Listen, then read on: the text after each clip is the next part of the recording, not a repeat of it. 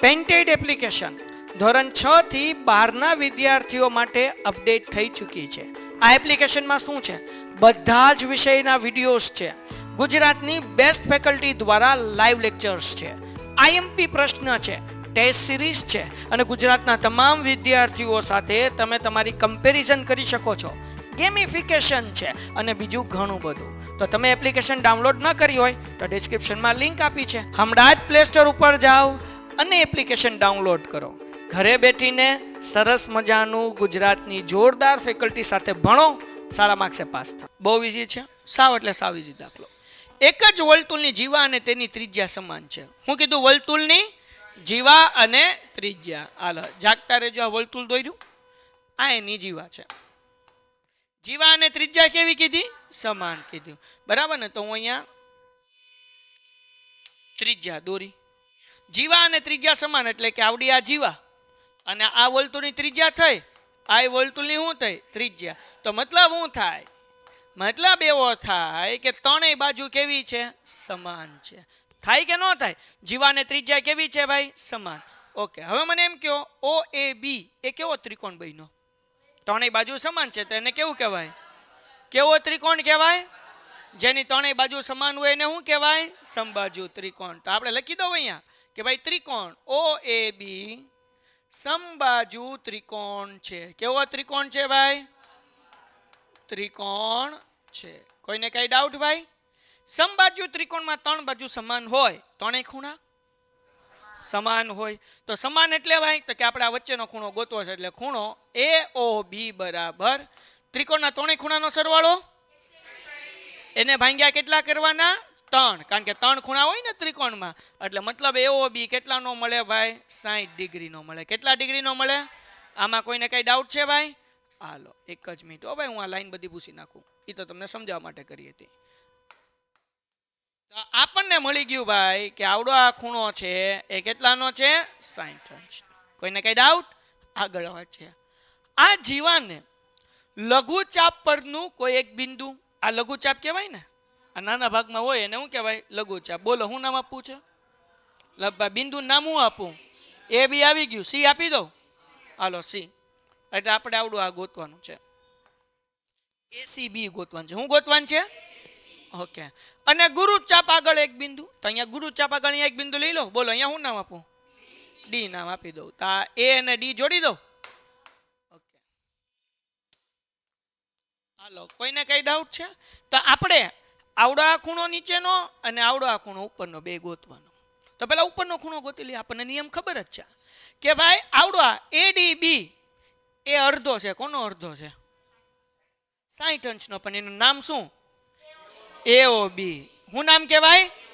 નિયમ તો ખબર છે ને આપણને? હા કે ના? તો આપણે લખી નાખીએ. બોલો શું લખશું? ખૂણો એ ડી નહીં, આપણે પેલા આ ખૂણાને લખવાનું એ ડી બી બરાબર 1/2 એ ઓ. કોઈને કઈ ડાઉટ? ઓકે. આ ઉપરનો ખૂણો અડધો છે. કોનો અડધો છે? તો કે કેન્દ્ર પાસે જે ખૂણો બને એનો. નાના બાવને આવડે એવું છે, હાવેલું છે. એડીબી ઇઝ ઇક્વલ ટુ 1/2 એમ નામ. આ એઓબી નું માપ કેટલું છે? લખી નાખું 60. હાલો 60 ભાગ્યા 2 30. એટલે આપણને એ ડી બી કેટલું મળી ગયું? 30. તો અહીંયા 30 અંશ લખી નાખું. કોઈને કઈ ડાઉટ? ઓકે. હવે કયો ખૂણો ગોતવાનો? નીચે એસીબી. બરાબર ને? આ ખૂણાનું નામ શું છે? એસીબી. નિયમ યાદ રાખો, ચક્રીય ચતુષ્કોણના સામસામેના ખૂણા સમાન હોય. શું નિયમ છે? ચક્રીય ચતુષ્કોણના સામસામેના ખૂણા સમાન હોય. ચક્રીય ચતુષ્કોણ કોને કહેવાય? તો કે એક વર્તુળની અંદર ચતુષ્કોણ બનતું હોય એને શું કહેવાય? ચક્રીય. તો જો આ ચક્રીય ચતુષ્કોણ બને ને ડીએસીબી, બરાબર ને? ચતુષ્કોણ બન્યું, પતંગાકાર બને છે, ગમે એ બનતો હોય. હાલો અહીંયા જો, ચક્રીય ચતુષ્કોણના સામસામેના ખૂણાનો સરવાળો 180 થાય. સોરી, પૂરક હોય એકબીજાને. કેવા હોય? પૂરક. હાલો ધ્યાન રાખો, ચક્રીય ચતુષ્કોણના સામસામેના ખૂણા કેવા હોય? પૂરક. પૂરક એટલે હું બેનો સરવાળો 180 થાય. આ વર્તુળ છે, બરાબર ને? હું આમ ખાલી જસ્ટ આમ કરી નાખીએ. આને ચક્રીય ચતુષ્કોણ કહેવાય. આ ખાલી સમજાવવા માટે દોર્યું. બરાબર? કોઈ પણ એક વર્તુળ હોય એની અંદર ચતુષ્કોણ હોય, એના સામસામે ખૂણાનો સરવાળો કેટલો થાય? 180. દાખલા તરીકે આ લંબચોરસ છે. આ એ છે અને આ બી, આ સી અને આવડું આ ડી અને આ વર્તુળ છે એવું સમજી લો. હવે આ 90 છે તો આ કેટલો હશે? 90. 90 90 કેટલા થયા? થઈ ગયા કે નહીં? તો કોઈ પણ ચક્રીય ચતુષ્કોણ હોય એના સામસામેના ખૂણાનો સરવાળો 120 થાય. કેટલો થાય? 20 નહીં. કેટલા?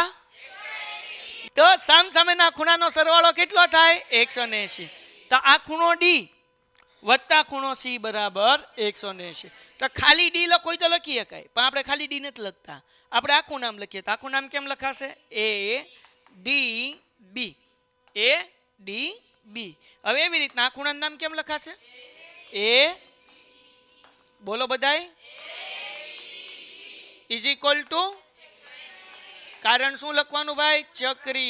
ચક્રીય ચતુષ્કોણ ના સામસામેના ખૂણા. સામેના ખૂણા. હું આ કોપી પેસ્ટ કરી નાખું છું કારણ કે આગળ ઘણા બધા દાખલામાં આવશે એટલે મારે ખાલી લખવું ન પડે, કોપી જ કરવું પડે. એટલે આપણે ભાઈ આને કરી નાખીએ છીએ ટોપી, એટલે મારે વારા ઘડીએ ન લખવું પડે. તો આ તમારી આગળ છે ને કેટલું છે? 30 છે કે નથી? તો આ એમનેમ એસીબી. આ 30 વત્તા છે, આ બાજુ આવે તો શું થાય? સમજાણું? 30 પ્લસ છે તો આ બાજુ આવે તો માઇનસ. એસીબી બરાબર 180 માઇનસ 30 બરાબર 150 અંશ. દાખલો થઈ ગયો પૂરો. ક્લિયર થઈ ગયું? હજી એકવાર આખો દાખલો સમજાવું. જો ભાઈ, આપણને એમ કીધું કે જીવા અને ત્રિજ્યા સમાન છે એટલે કે આ સમબાજુ ત્રિકોણ થઈ ગયો. સમબાજુ ત્રિકોણ થઈ ગયો એટલે ત્રણેય બાજુ હરકી છે ને ત્રણેય ખૂણા સરખા છે. એટલે આપણે ગોત્યું AOB કેટલું થાય? તો કે 180 ભાગ્યા 3 એટલે જવાબ કેટલા આવ્યો? 60. આ 60 હોય તો આપણને ખબર છે આના કરતાં કેવો હોય? અડધો હોય. એટલે ADB is equal to 1/2 AOB એટલે કે 60 ભાગ્યા 2 કરો એટલે કેટલો જવાબ આવે? 30. ચક્રીય ચતુષ્કોણના સામસામેના ખૂણાનો સરવાળો 180 થાય એટલે બે ખૂણાનો સરવાળો 180 કર્યો, 30 પ્લસ હતા, આ બાજુ આવે તો માઇનસ એટલે જવાબ આવ્યો 150. વાર્તા થઈ ગઈ પૂરી. Painted Painless Learning.